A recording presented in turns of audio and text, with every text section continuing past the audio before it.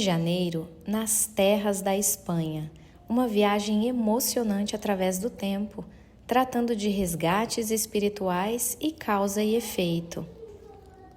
Em fevereiro, O Amor Tudo Perdoa, uma obra sensível sobre a força do perdão como ferramenta essencial para a evolução da alma.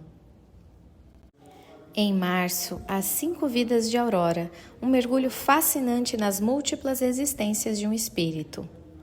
Em abril, mês do Espiritismo, honramos o codificador com a biografia Allan Kardec, detalhando sua coragem e lógica. E em maio, Antes de Você Chegar, uma narrativa sobre os laços que se formam antes do nascimento e o planejamento espiritual. Gostou dos temas? Por apenas R$ 25,00 mensais, você recebe o livro do mês e colabora com as nossas obras sociais. Seja sócio!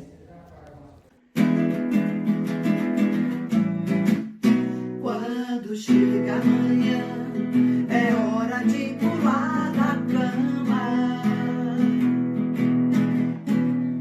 Viver é tão bom, eu acho a vida tão bacana. Eu peço a Deus que faça-se a sua vontade, que eu saiba aproveitar tamanha oportunidade. A minha evolução é a programação divina. Buscar a perfeição até nas coisas pequeninas.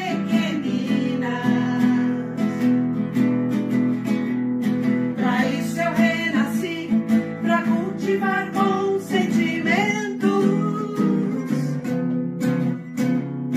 amar e aprender, multiplicar os meus talentos. Quando chega amanhã, é hora de pular da cama. Viver é tão bom, eu acho a vida tão bacana. Eu peço a Deus que faça-se a sua vontade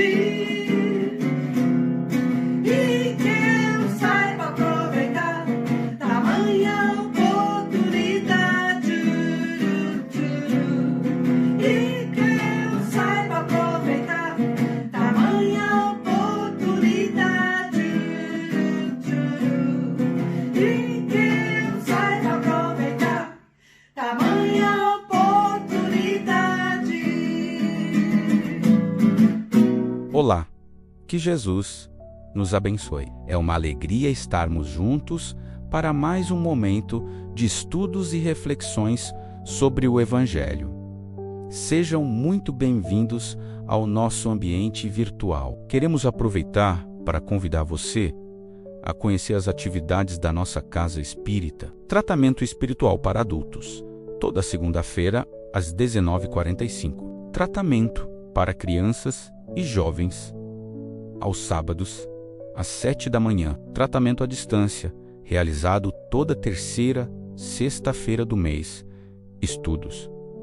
E se você deseja aprofundar seus conhecimentos, a Global Kardec, Escola de Estudos Espíritas, acontece aos sábados, às 16h30. Venha nos visitar. Ficamos na Avenida Santa Teresa, 867, Jupiara, aqui em Campo Verde, Mato Grosso. Será um prazer receber você. Agora, fiquem com o nosso palestrante para mais um momento de aprendizado.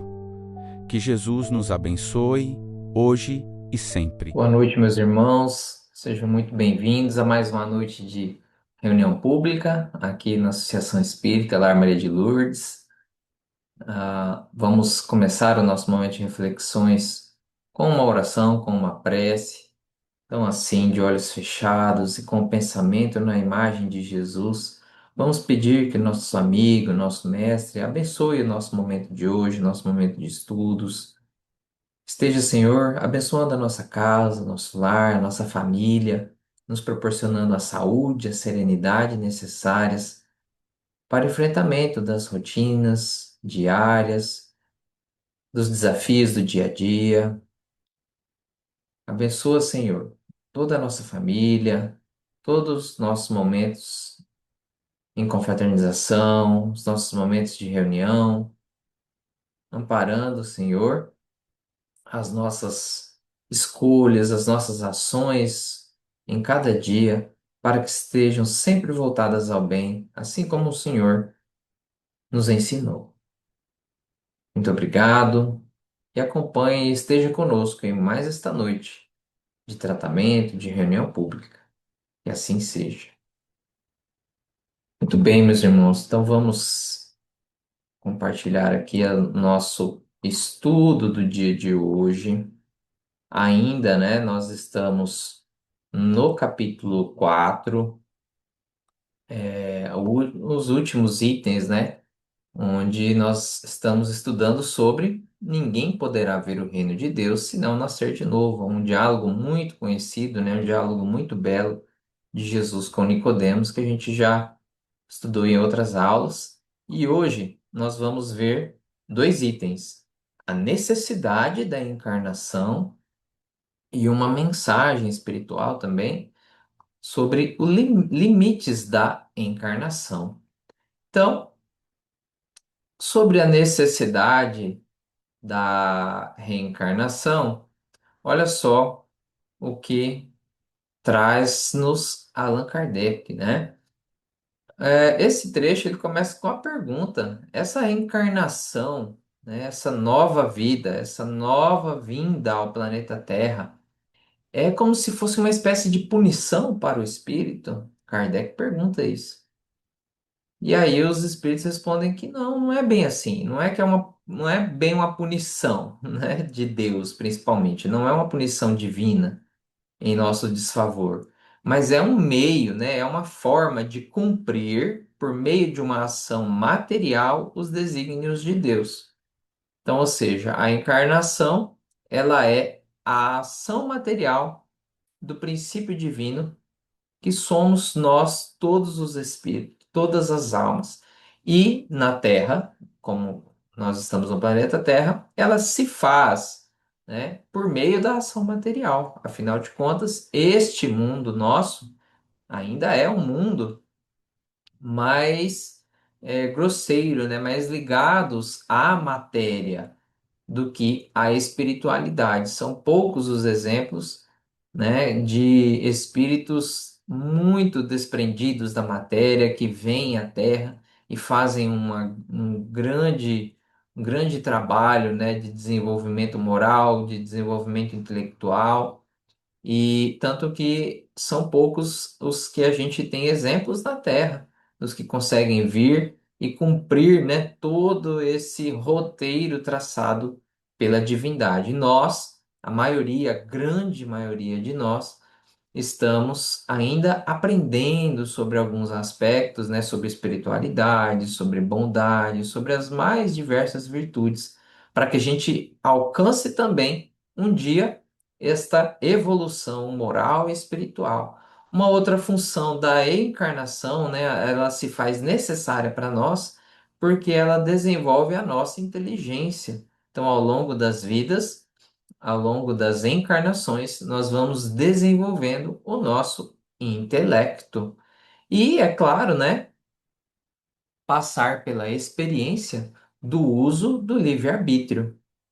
Então, esse poder da escolha, né, de escolhermos de acordo com as nossas capacidades, o nosso entendimento atual, o que é bom para a nossa vida.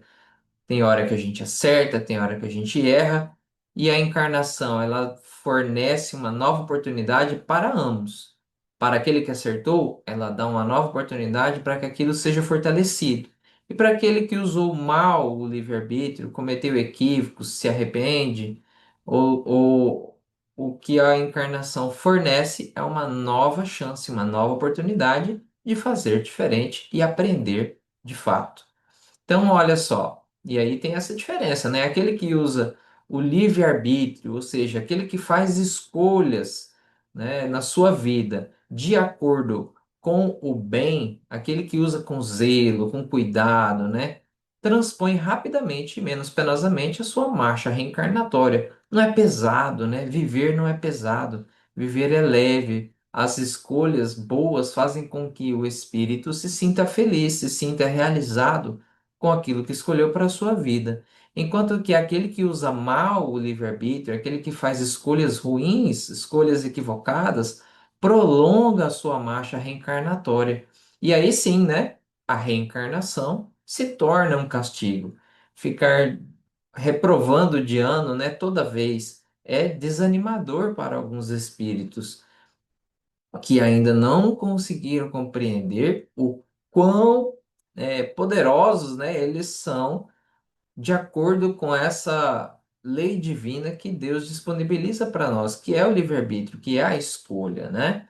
E as reencarnações para nós aqui neste mesmo mundo, no planeta Terra, além da gente ir afinando, né, essas escolhas através do livre-arbítrio, ela é necessária para que a gente repare os danos recíprocos, ou seja, para que a gente saia da Terra somente quando houvermos pagado o último centavo, ou seja, estivermos quites de toda e qualquer situação que nos prenda à matéria, nos prenda a algum sentimento negativo e a gente consiga se libertar, depurando o nosso espírito, né, tornando-nos seres espirituais, espiritualizados, estabelecimento de base espiritual nos laços de família, né? Então a encarnação no planeta Terra, como ela ainda se faz de uma ação, numa forma de ação material, os laços de família servem para que a gente vá aumentando e melhorando a nossa convivência com aqueles espíritos, aquelas almas que estão jornadeando conosco nesta existência e em outras também, né? E isso fortalecerá esses sentimentos de solidariedade, de fraternidade e de igualdade, o que nos aproxima de sermos pessoas, de sermos espíritos mais justos, né? Espíritos mais caridosos, beleza? E aí tem essa pergunta também, é no Livro dos Espíritos, mas tem também um comentário no final do capítulo 4 de que qual que é a finalidade, né, dessas encarnações das crianças, das criancinhas que morrem em tenra idade. Então a gente está falando de uma encarnação que a gente vem para aprender, que a gente vem para exercer o livre-arbítrio. Mas como isso é possível se alguns bebezinhos falecem ali, desencarnam em tenríssima idade, onde nem falar eles sabiam ainda, né? Quanto mais escolher. E os espíritos falam que isso acontece por conta daquele período que o espírito, né, vem, reencarna, e passa ali aquele pequeno período é para complementar alguma existência anterior. Então, olha só como isso é importante para aquele bebê e principalmente para a família, né? Pois que eles estão todos trabalhando em favor deste espírito, não daquele corpinho, mas da alma que é imortal e que continuará vivendo, e que ao reencontrar no futuro ou no mundo espiritual já vão ser gratos, né? E todos vão orar a Deus, pois que tiveram a chance de completar, de complementar a sua encarnação. E, claro, é uma provação ou uma expiação para os pais, e talvez uma das mais duras, né, que os espíritos que reencarnam com a finalidade de ser pais enfrentam na vida. Não é nada fácil, é desafiador, né, mas também é libertador. E sabendo que a vida continua, sabendo que a vida futura e a vida espiritual é mais ampla e é a verdadeira vida do espírito, aquele pequeno período que nós podemos auxiliar a alma daquela que reencarnou com a gente como filho e ficou um pouquinho de tempo conosco, no nosso reencontro, na hora que encontrarmos essa alma, nós ficaremos felizes juntos, porque teremos ajudado ele e ele nos ajudado também. Então, olha só, ambos e todos têm essa oportunidade de crescimento, né? E na viver na Terra, qual que é o limite? Onde que para a reencarnação? Existe algum limite? Não existe um limite determinado, né? Reencarnaremos quantas vezes necessário for, até que nos depuremos, até que a gente se depure e o nosso corpo físico vá dando lugar a um corpo espiritual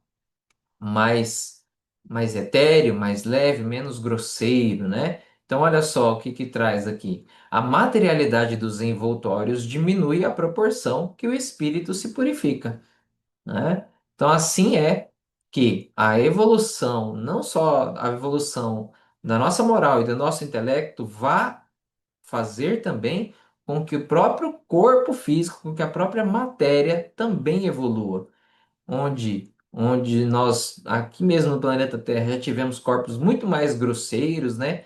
E conforme a gente vai se depurando, esse corpo físico vai ser menos compacto, menos pesado, menos grosseiro, quase fluídico, né?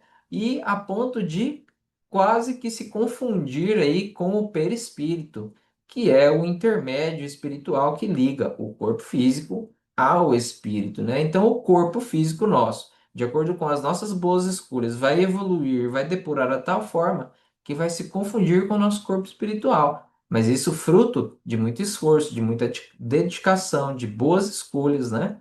Enquanto que o perispírito também possui essa possibilidade de tornar-se cada vez mais etéreo até a depuração completa, né? Chegando aí ao estágio em que se encontra o nosso Mestre Jesus, que já adquiriu, né, a sua luz, assim como diz ele no Evangelho de João, que ele já adquiriu a luz que Deus deu a ele muito antes da formação do nosso planeta Terra. Então nós estamos sendo cuidados, né, e tutelados por uma alma, por um espírito perfeito que é Jesus, por um espírito puríssimo, né, que é Jesus, e ele é esse espírito puro há muitos bilhões de anos já, ou seja, desde antes da criação do nosso planeta Terra. E a encarnação, como na Terra, ela é limitada, né? Existem encarnações no planeta Terra iguais existem ainda, né, aos mundos inferiores, pois que passam, né, por situações em que a matéria ainda domina o pensamento humano, a matéria ainda é mais forte, né, do que a espiritualidade, vamos colocar dessa forma. E depende do espírito libertar-se dessa matéria, desse jugo material, mais ou menos rapidamente, trabalhando pela sua purificação. Purificação esta, meus irmãos, que se dá com as encarnações. Nós não vamos conseguir aprender tudo e tomarmos as melhores escolhas sempre na nossa vida. Sempre vai ficar alguma coisa a reparar, a consertar, a fortalecer dentro de nós também, né, algumas virtudes para que a gente fortaleça e solidifique elas dentro do nosso ser. E a encarnação tem essa finalidade, é essa segunda palavra do alfabeto divino, né, em que a encarnação é para nossa utilização para o bem. E aí, finalizando com a frase de Jesus: Pois todo aquele que pratica o mal odeia a luz e não vem para a luz, a fim de não serem reprovadas as suas obras. Quem pratica a verdade vem para a luz, a fim de que as suas obras sejam manifestadas, porque foram trabalhadas em Deus. Então, essa luz que Jesus está falando é a mesma luz que ele adquiriu de Deus, né? Vamos colocar assim, quando fez as suas escolhas corretamente, utilizou sempre de forma positiva as suas encarnações e manifestou-se, né, em meio a nós para que a gente pudesse também alcançar, tivéssemos esses ensinos dados por ele, para que a gente aproveite a nossa vida para fazer as coisas boas, vivendo de uma forma leve, pacífica, tornando-nos seres mais espiritualizados, mais moralizados, para que a gente não tenha vergonha do que a gente faz, né? Para que a gente não tenha receio de estar cometendo atos equivocados, mas que a gente tenha a coragem de apresentar as nossas escolhas e as nossas obras para Deus, certo? E é alcançando esta luz que é a felicidade plena, que é a evolução espiritual. Deus nos abençoe, né, meus irmãos, em mais esta noite e fiquemos agora com o passe espiritual à distância. Até a semana que vem. Nos preparemos para o momento do passe e fluidificação das águas. Coloque um recipiente com água limpa para ser fluidificada. Irmãos, não importa aonde você está, quais as dificuldades que está enfrentando, Jesus está sempre pronto para vir em nosso socorro. Coloque-se de maneira confortável que lhe facilite a concentração e a receptividade. Respire lenta e tranquilamente. Inspire, expire. Inspire, expire. Encha seus pulmões de ar e solte bem devagar. Deixe que energias de tranquilidade e paz penetrem seus pulmões, circulem por todo o corpo. Sua alma, em harmonia com o corpo, se sente tranquila e em paz. Mentalizemos a passagem de Jesus. Dia claro, os raios dourados do sol iluminam a paisagem alegre de Cafarnaum. Casario branco, trepadeiras multicoloridas e pássaros saltitantes enchem a paisagem de otimismo. A notícia das curas atraía a multidão dos necessitados. Subitamente Jesus aparece, esguio e belo. A túnica desce-lhe até os pés. Ao pôr do sol, todos os que tinham doentes atingidos de males diversos traziam-nos, e ele, impondo as mãos sobre cada um, curava-os. Assim narra o evangelista Lucas. Mentalize Jesus se aproximando de você. Ele impõe as mãos amigas sobre a sua cabeça. Perceba que de suas generosas mãos cai uma cachoeira de águas claras e puras, vindas do seu amor a te banhar. Derramam-se em sua cabeça, descem pelos ombros, banham todo o seu ser, te trazendo paz, serenidade, equilíbrio. Limpam todas as impurezas e te pacificam. Sinta estas águas te banhando, limpando. Respire. Mentalize agora Jesus como sol diante de você. Sua luz, seu calor te envolvem. Sinta as energias curadoras que emanam do Cristo em sua direção. Ele ouve as suas preces. Confie nele. Seu amor é infinito e te acompanha e protege, oferecendo de tudo o que necessitas. Confie. Absorva as energias curadoras de Jesus. Sua luz te envolve. Sinta essas energias percorrendo todo o seu corpo. Sinta-se fortalecido e em paz. Senhor Jesus, divino amigo, estende as tuas mãos generosas, Senhor, e transforma estas águas em remédio para os nossos males físicos e espirituais. Guarda-nos, Jesus, em sua paz Estende as vibrações de amor em benefício do meu lar, Senhor. Que aqui possa reinar a paz, a saúde, a tranquilidade. Nós lhe rendemos graças, Jesus. Fica conosco hoje e sempre. Graças a Deus. Faça uso da água fluidificada.